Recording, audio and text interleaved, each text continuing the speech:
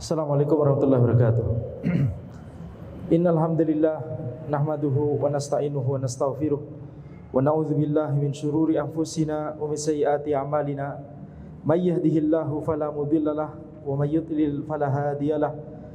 Wa asyhadu an la ilaha illallah wahdahu la syarikalah wa asyhadu anna Muhammadan abduhu wa rasuluh. Allahumma shalli wa sallim ala sayidina Muhammad wa ala alihi wa sahbihi ajma'in.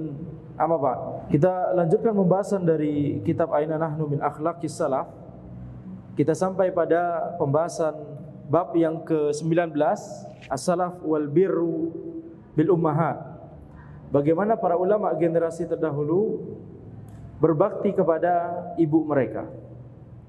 An Muhammad bin Sirin qala balaghatin nakhlatu fi ahdi Utsman bin Affan alfa dirham.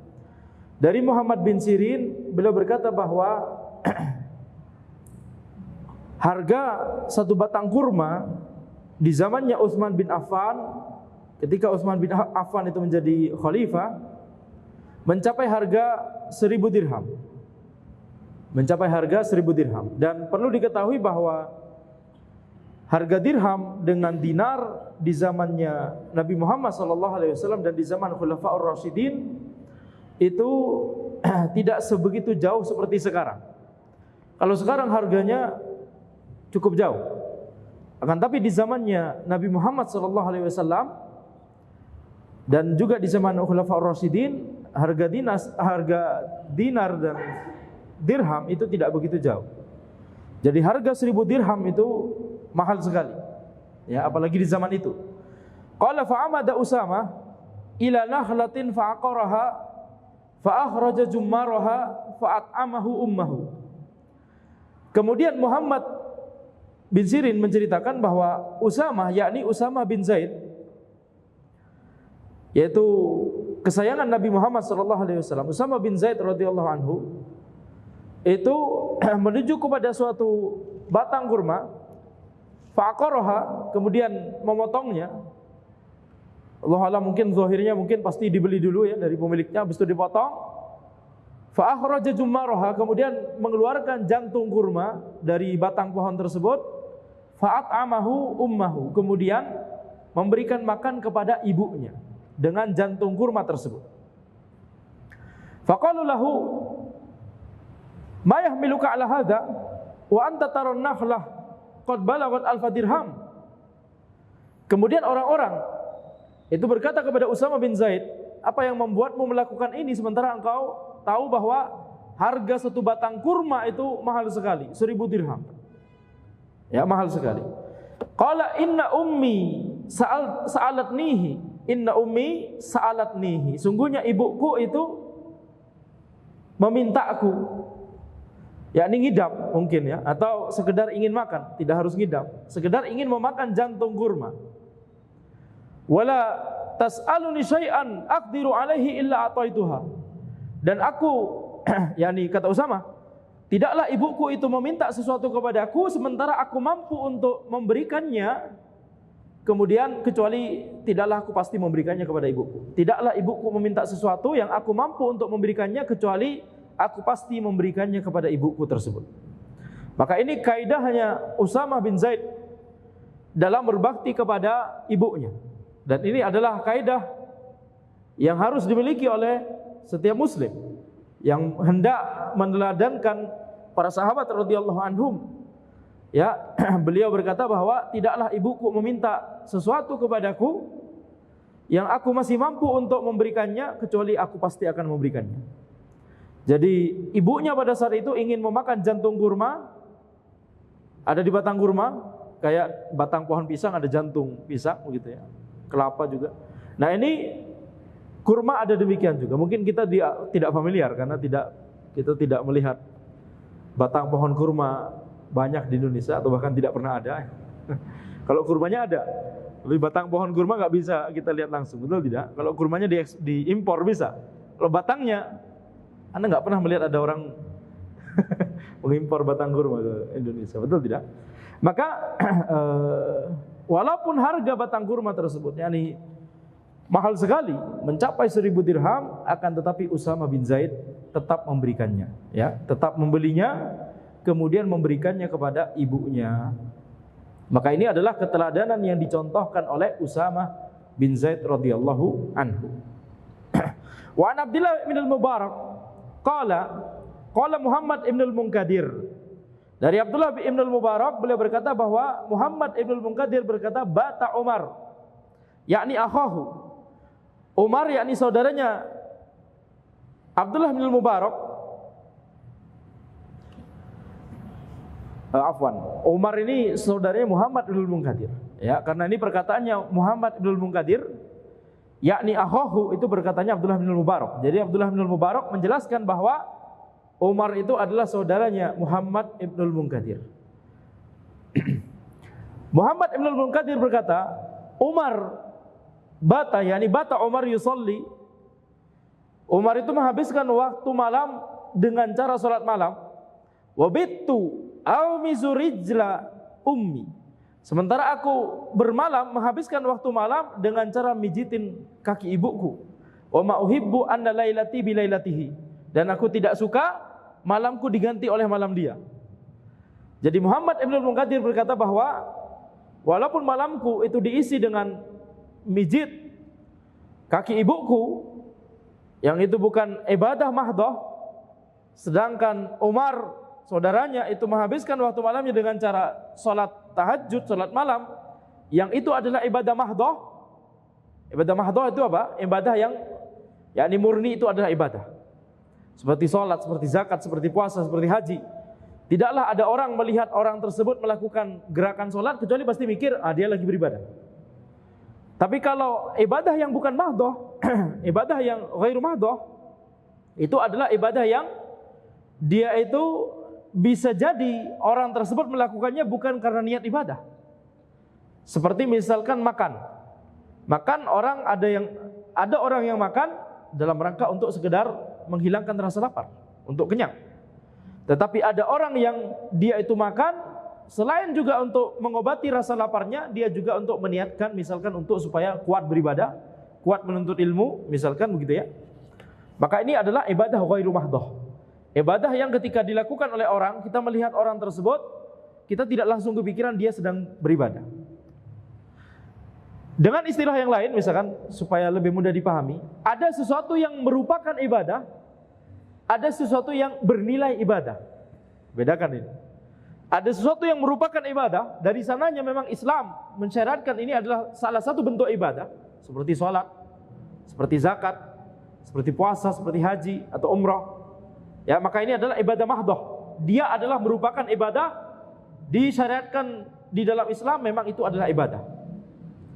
Tetapi ada perbuatan-perbuatan yang itu bisa bernilai ibadah, tidak harus merupakan ibadah, tergantung niatnya. Nah, ketika niatnya itu diniatkan untuk mengharapkan ridha Allah Subhanahu wa taala, maka ini bisa bernilai ibadah. Maka ini yang kita sebut ibadah ghairu mahdoh. Maka mijitin ibu, mijitin kaki ibu, ini kira-kira ibadah mahdoh atau ibadah ghairu mahdoh? Ibadah ghairu mahdoh, karena bisa jadi ada orang yang mijitin ibunya sambil menggerutu. Tidak berniat mengharapkan ridha Allah Subhanahu wa taala, tapi karena disuruh jadinya mijitinya sambil menggerutu. Nah, ini tidak boleh tentunya, haram. Ya, ini termasuk durhaka kepada kedua orang tua kita. Tapi ketika orang tersebut memijat ibunya dengan penuh keridhaan, dengan penuh senang hati, dengan senang, apalagi mengharapkan ridha Allah Subhanahu wa taala, dia sadar bahwa ini perbuatan berbakti kepada kedua orang tua. Sekedar sadar itu saja, ini adalah merupakan sesuatu yang bisa mendatangkan pahala baginya.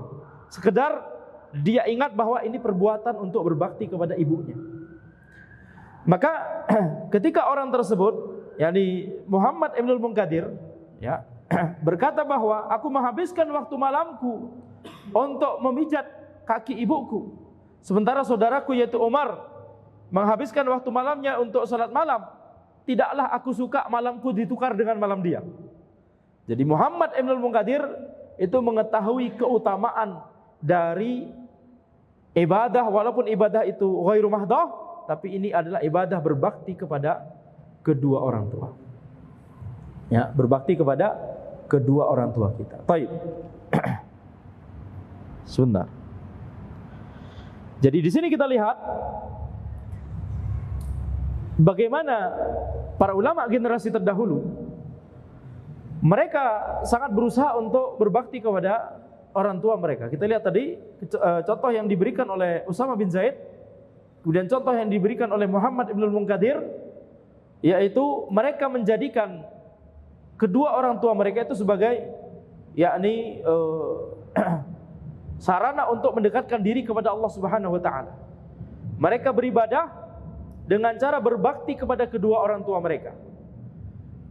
Sebagian orang, apalagi ketika orang tuanya sudah sepuh, maka seolah menjadikan orang tuanya tersebut sebagai beban, seolah menjadikan orang tuanya tersebut sebagai tanggungan, seolah merasa bahwa orang tuanya tersebut sebagai hambatan. Ini seharusnya bisa keluar, mungkin bisa jalan-jalan sama keluarga misalkan, ini nggak bisa karena harus jagain orang tua misalkan sudah mulai sepuh. Ini durhaka kepada orang tuanya.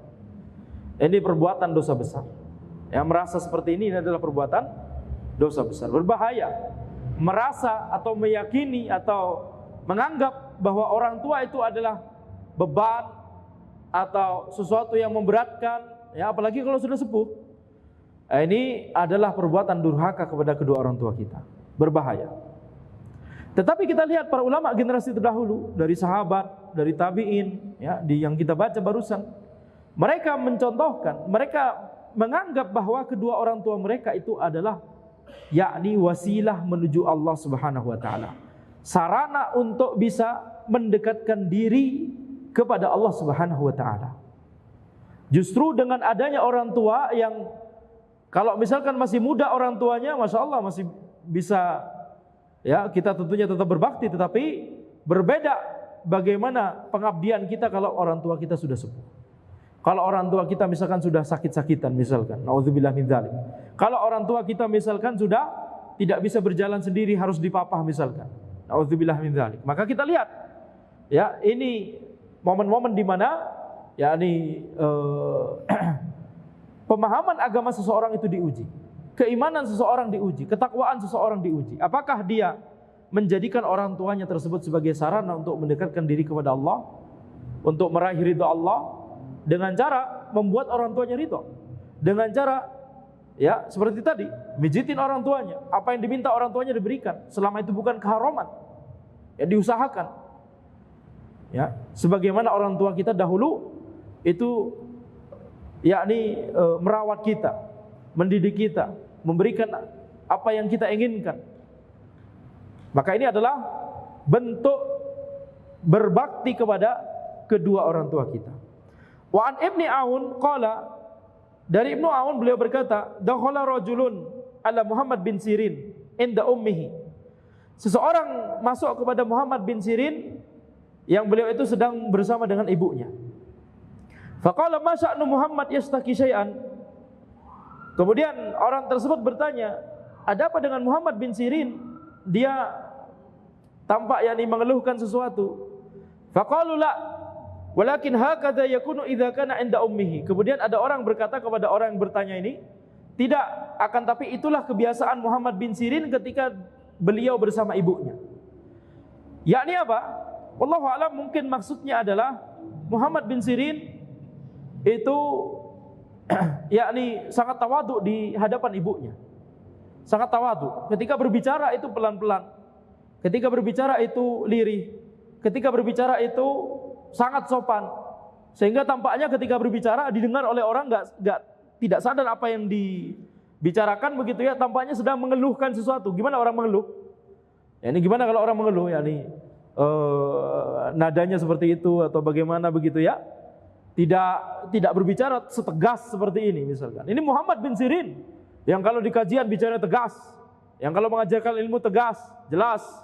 Kalau berbicara sama orang memiliki wibawa, memiliki yakni kemuliaan, dihormati oleh orang-orang. Muhammad bin Sirin ulama besar. Tapi ketika di hadapan ibunya berbeda seketika. Berbeda seketika. Seolah-olah sedang mengeluhkan sesuatu. Ini bahasanya dari orang tersebut. Seolah-olah sedang mengeluhkan sesuatu. Ada apa? Ya. Maka disebutkan oleh orang-orang, tidak, itu kebiasaan Muhammad bin Sirin ketika bersama ibunya. Yakni bicaranya lemah lembut. Bicaranya itu tidak meninggikan nada. Bicaranya itu dengan sopan. Ya. Kalau ini nada bicara yang dicontohkan oleh para ulama generasi terdahulu, maka bagaimana pula kalau misalkan seseorang itu misalkan sampai mencela ibunya misalkan. Lebih-lebih lagi tidak boleh. Lebih-lebih lagi ini adalah kedurhakaan. Ya, sekedar kita meninggikan suara, sekedar kita mengucapkan ini tidak boleh, dilarang oleh Allah Subhanahu wa taala di dalam Al-Qur'an. Maka apalagi yang lebih daripada itu, ya. Jadi ini kita lihat ini bagaimana keteladanan dari Muhammad bin Sirin, bagaimana beliau cara berbicara kepada ibu beliau. Jadi riwayat yang pertama, asar yang pertama, bagaimana seorang anak itu selalu berusaha memberikan yang terbaik kepada ibunya. Ketika ibunya meminta sesuatu, diberikan selama itu bukan keharaman, selama dia mampu untuk memberikannya. Riwayat yang kedua terkait bagaimana birrul walidain dalam masalah yakni perbuatan, apa yang harus diperbuat, khidmat apa yang harus kita lakukan kepada ibu kita. Demikian pula kepada ayah kita, ya. Demikian sama. Akan tapi ibu lebih ditekankan di dalam syariat. Akan tapi tetap harus sama-sama berbakti kepada kedua orang tua kita. Bagaimana secara perbuatan? Tentunya kalau kita bicara ini kebetulan karena babnya berbakti kepada ibu, ya. Tetapi kita lihat kalau peran bapak itu juga besar sekali, ya. Jadi yakni tadi kita katakan itu afdhaliyah antara yang sama-sama memiliki keutamaan, bukan yang ini jelek, yang ini lebih tidak. Jadi berbakti kepada ibu, berbakti kepada ayah ini sama-sama ditekankan oleh syariat.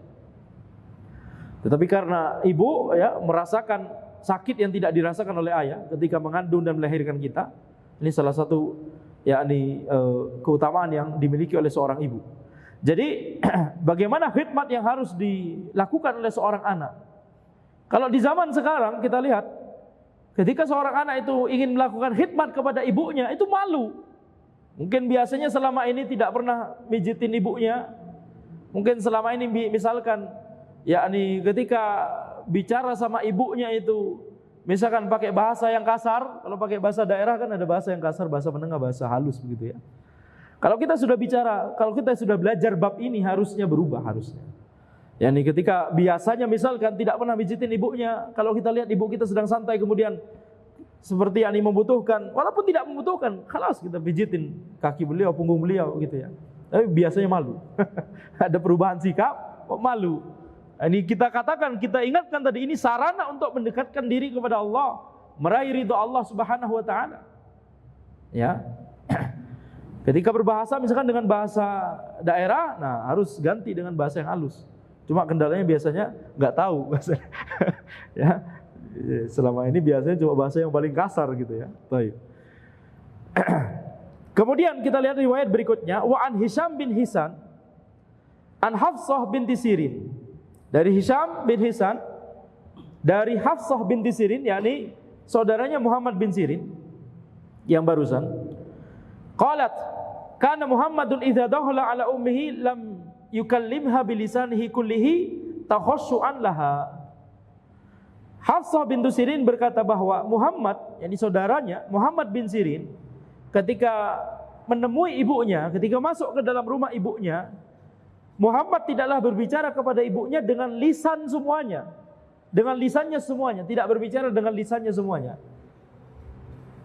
Dalam rangka takhassu'an laha, dalam rangka untuk yakni tawadhu, untuk merendahkan diri di hadapan ibunya. Tidak berbicara dengan lisannya seluruhnya. Mungkin Allahu a'lam, yakni ini bisa memiliki beberapa makna.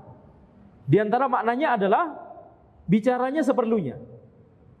Tidak berbicara panjang lebar, tidak cerewet, tidak ngomel, tidak apa, begitu, ya. Berbicara seperlunya dalam rangka untuk menghormati dan memuliakan ibunya. Lebih menjadi pendengar, nah, mungkin begitu. Pasti ketika ketemu ibu pasti cerita banyak, bicara banyak dan seterusnya. Kita menjadi pendengar yang setia. Berbicara secukupnya, menghibur ibu kita misalkan, kalau yang dibicarakan itu sesuatu yang menyedihkan hatinya. Misalkan. Bisa bermakna demikian, atau bisa bermakna yakni lam yukallimha bilisanihi kullihi, wallahu alam, bisa jadi bermakna tidak mengeluarkan volume suara seperti biasanya. Tidak mengeluarkan volume suara seperti biasanya, tidak full. Makanya tidak berbicara dengan lisannya seluruhnya, ini tidak full volumenya. Tidak seperti biasanya kalau di luar, tapi dengan nada yang lebih rendah, dengan cara bicara yang lebih rendah, yang lebih tawadhu, menundukkan atau menundukkan nada bicaranya begitu ya. Tidak kemudian seperti kalau bicara kepada orang lain. Bahkan walaupun orang lain tersebut lebih tua. Tentunya kalau kita bicara kepada orang lain, bukan keluarga kita, lebih tua, bagaimana kita berbicara? Kan tentunya sopan. Dan ketika berbicara kepada ibunya lebih sopan lagi, gitu maksudnya. Allahu alam, salah satu dari dua makna tersebut ya, dan itu sama-sama makna yang benar insyaallah taala. Wa an Ibni Aun anna ummahu nadathu fa ajabaha fa'ala sautaha fa'ataqa raqabatain. Dari Ibnu Aun, beliau berkata bahwa ibunya pada suatu hari itu memanggil, wallahu alam ini zahirnya adalah masih tentang Muhammad bin Sirin. Suatu hari ibunya memanggil Muhammad bin Sirin, kemudian dijawab panggilannya oleh Muhammad bin Sirin, ya seperti misalkan dipanggil oleh ibunya Muhammad, habis itu dipanggil habis itu dijawab na'am, misalkan begitu ya. Nah ternyata jawaban tersebut, yakni suaranya Muhammad ketika menjawab ibunya, panggilan ibunya, itu suaranya lebih tinggi daripada suara ibunya. Pada hari tersebut, pada momen tersebut, suaranya lebih tinggi daripada suara ibunya. Apa yang dilakukan Muhammad setelahnya? Beliau kemudian membebaskan 2 budak. Ya, dalam rangka untuk ini sebagai kafarat dosa, untuk menebus dosa. Tentunya ini dosa itu bisa dihapuskan dengan amalan kebaikan. Nah, ini Allahu a'lam konteksnya adalah beliau melakukan amalan kebaikan tersebut dalam rangka untuk bertobat dari dosa, sekedar suaranya lebih tinggi daripada suara ibunya. Ini bukan mengeluarkan kalimat cacian atau makian atau dan semacamnya. Bukan kemudian dia mengatakan dipanggil oleh ibunya Muhammad, apa sih panggil-panggil? Bukan begitu. Ini durhaka sekali kalau bicara seperti itu kepada orang tua ya, tidak boleh. Ini cuma contoh saja, tidak boleh ditiru. Ya, terkadang contoh itu untuk ditiru, terkadang contoh itu untuk tidak ditiru. Nah, jadi sekedar contoh saja. Bukan kalimat seperti itu yang diungkapkan oleh Muhammad bin Sirin, akan tapi sekedar suaranya lebih tinggi daripada suara ibunya. Maka beliau kemudian membebaskan 2 budak. Ya, membebaskan 2 budak. Baik. Nah, apalagi kalau misalkan, bagaimana kalau misalkan riwayat ini diterapkan kepada kaum muslimin zaman sekarang? Kira-kira berapa budak yang dibebaskan dalam 1 bulan kira-kira? Baik. Tentunya ini dengan catatan bahwa kalau misalkan ada sesuatu yang darurat sehingga kemudian kita harus meninggikan, memperbesar volume, karena misalkan orang tua kita agak jauh, kemudian ada mara bahaya, ya tentunya harus kita naikkan suara kita, ya. Misalkan memperingatkan supaya hati-hati di situ misalkan ada lubang atau apa, hati-hati jangan ke situ, misalkan contoh saja. Maka tentunya kita harus mengeraskan suara kita supaya menjaga kedua orang tua kita tersebut dari mara bahaya tersebut. Baik. Kemudian riwayat berikutnya, wa an Hisham bin Hisan qala kana al-Huzail bin Hafsah yajma'ul hatab fi shaif. Hisham bin Hisan berkata bahwa Al-Huzail ini anaknya Hafsah. Hafsah ini siapa? Hafsah ini yang tadi, Hafsah bintu Sirin, saudaranya Muhammad bin Sirin. Jadi Muhammad bin Sirin dan ibunya tadi dibicarakan, Muhammad bin Sirin dan ibunya. Muhammad bin Sirin juga punya saudari perempuan namanya Hafsah, Hafsah bintu Sirin. Kemudian Hafsah bintu Sirin ini punya anak namanya Al-Huzail. Punya anak namanya Al-Huzail. Diceritakan oleh Hisham bin Hisan bahwa Al-Huzail bin Hafsah, Al-Huzail anaknya Hafsah, ya jama'ul hatab fi shaif. Al-Hudzail ini mengumpulkan kayu bakar ketika musim panas. Ya, karena di negeri beliau 4 musim, jadi sebelum musim dingin harus siap-siap dengan kayu bakar. Dalam rangka apa? Dalam rangka supaya nanti ketika musim dingin tidak kedinginan. Fayaksuruhu wa ya'khudhul qasab fayufalliquhu. Kemudian Al-Hudzail ini menguliti kayu bakar tersebut, Allahu a'lam, mungkin supaya lebih mudah dibakar, ditunggu. Wa ya'khudhul qasab fayufalliquhu. Kemudian beliau mengambil bambu atau kayu, ya. Kemudian dibelah, dipotong. Qalat Hafsah, kemudian Hafsah berkata, wa kuntu ajidu qirratan fakana idza jaa asy-syita jaa bil kanun. Hafsah berkata bahwa aku mengalami yakni rasa dingin. Yani mungkin ini ketika sudah sudah mendekati musim dingin atau ketika sudah di musim dingin, itu Hafsah merasakan kedinginan. Wallahu alam, bisa jadi yang dimaksud itu adalah sakit atau tidak kuat dengan cuaca dingin karena ini sedang musim dingin. Fakana idza jaa asy-syita jaa bil kanun. Setiap datang musim dingin maka Al-Hudzail, anaknya Hafsah tersebut, itu datang ke rumah ibunya, datang ke rumah Hafsah membawa tungku. Fayada'uhu khalfi. Kemudian Al-Hudzail, anakku tersebut, letakkan tungku tersebut di belakangku. Wa ana fi musallaya. Dan aku itu ada di tempat solatku, ada di musallaku, ada musalla di rumahnya. Tadi kita sebutkan Hafsah, atau belum disebutkan, Hafsah ini adalah seorang yang yakni ahli ibadah.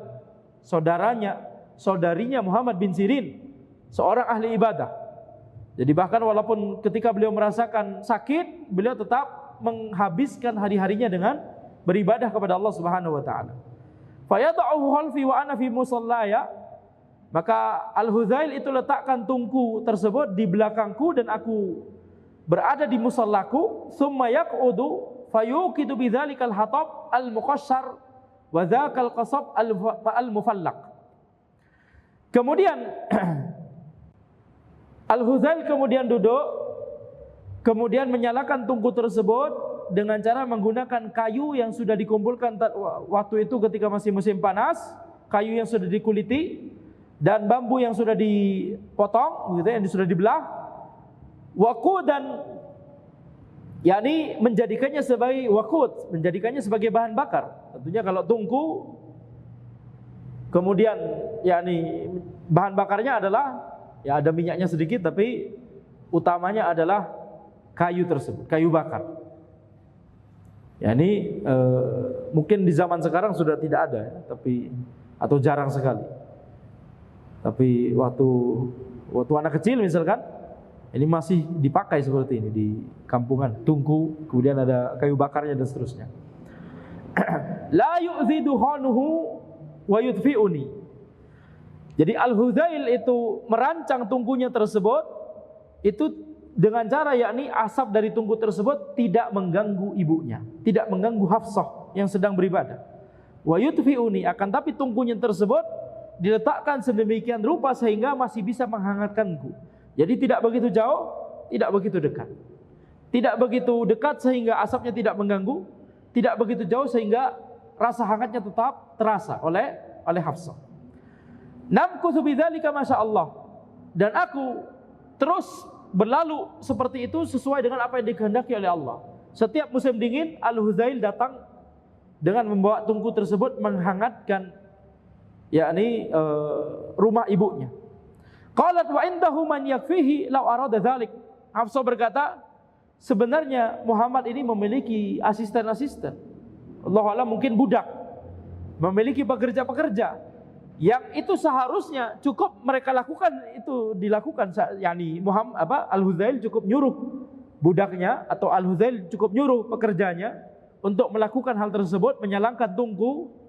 Ya, tentunya ini butuh yakni usaha, ya, mengumpulkan, memindahkan kayu bakar, kemudian berusaha menghidupkan api, kemudian berusaha meracik supaya jumlah kayu bakarnya pas sehingga tidak begitu banyak asap, tapi tidak begitu sedikit kayu bakarnya sehingga nanti kayunya menjadi apinya menjadi cepat redup misalkan.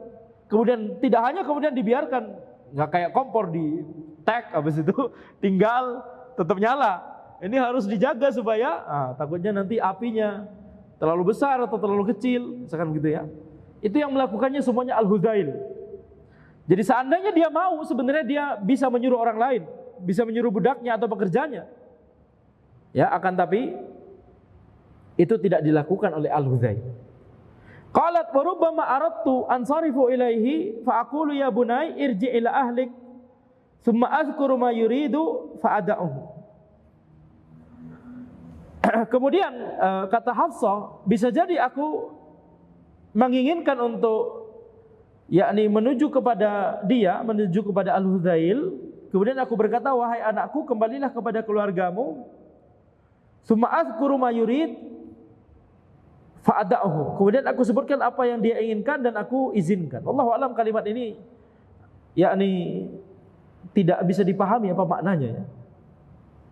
Itu barusan terjemahannya. Wa rubbama aradtu ansarifu ilaihi, dan bisa jadi aku menginginkan untuk beranjak kepada dia, menuju dia, dan aku berkata, wahai anakku, kembalilah kepada keluargamu. Kemudian aku mengingat atau aku menyebutkan apa yang dia inginkan dan aku izinkan. Tidak paham apa maknanya. Allahu a'lam. Baik, kita lanjut dulu. Nanti kalau misalkan anak melihat membaca syarah dari para ulama menjelaskan kalimat ini, nanti kita bahas lagi insyaallah taala. Qalat Hafsah, kemudian Hafsah berkata, falamma mata razaqallahu alaihi minas sabr ma syaa. Falamma mata razaqallahu alaihi minas sabr ma syaa yarzuq. Ghaira anni kuntu ajidu ghassatan la tadhhab.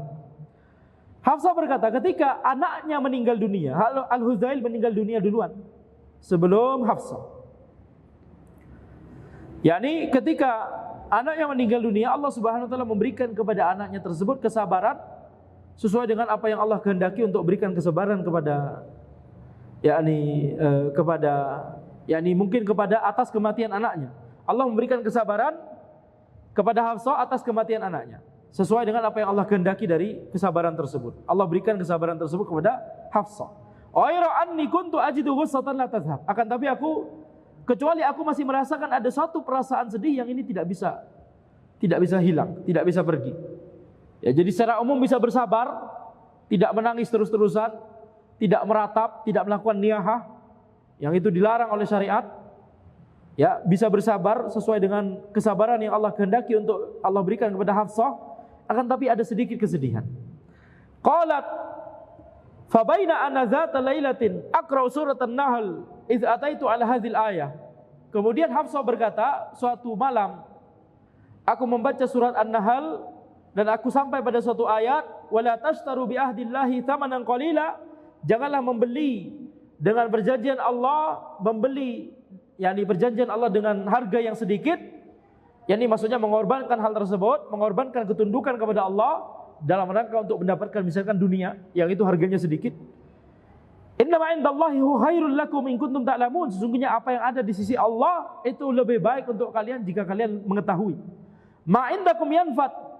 Apa yang ada pada sisi kalian itu yakni akan sirna. Semuanya akan kembali kepada Allah, termasuk anaknya. Jadi Hafsah berpikir demikian.